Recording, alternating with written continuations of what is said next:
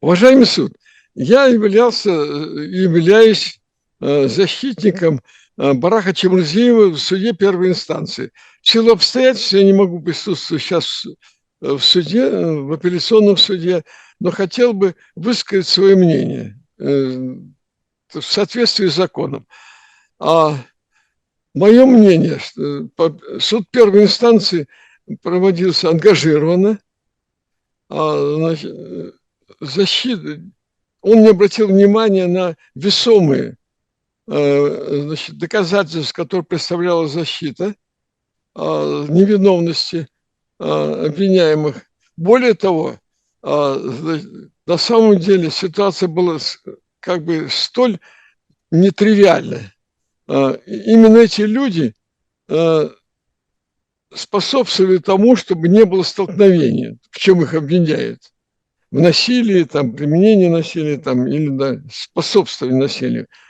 Они пытались уговорить людей, которые пришли на митинг, чтобы они разошлись, и именно в каком-то смысле, их обвиняют в том, что они способствовали этому.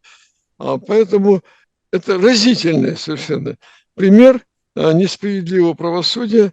И, конечно, это месть этим людям, которые представляли интересы жителей Ингушетии. Причем Ингушетия показала 4 года назад Ингушетия показала яркий пример единства нации, показала яркий пример борьбы за права нации и при этом борьбы мирной, так сказать, в рамках мирного протеста. И именно нападение полицейских, применение силового разгона к ним заставило их фактически защищаться, то есть они подчинились, но не могли не защищаться, когда была применена сила, такая физическая сила к тем, кто находились на площади. И я призываю суд изменить, освободить, потому что они невиновны. Вернуть суд первой инстанции или освободить, потому что они невиновны. Еще несколько хочу сказать слов в адрес этих замечательных людей. Это люди, которых, может быть, самые уважаемые в Ингушетии люди. Если до процесса, может быть, кто-то из них не так был известен, то сейчас имена всех этих людей известны всей Ингушетии. И они становятся символом ингушского народа, сопротивления ингушского народа несправедливости. Поэтому я призываю людей освободить. Это самые уважаемые люди в Ингушетии.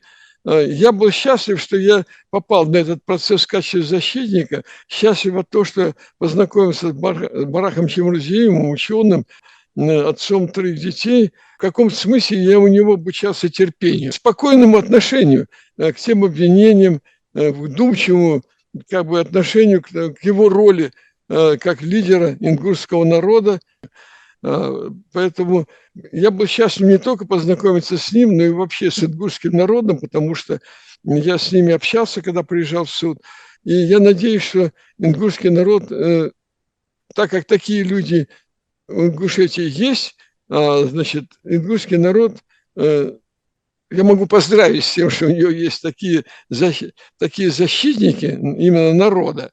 И надеюсь, что если даже приговор останется в силе, что надеюсь и желаю, чтобы все обвиняемые вышли из суда здоровыми и способными дальше служить ингушскому народу.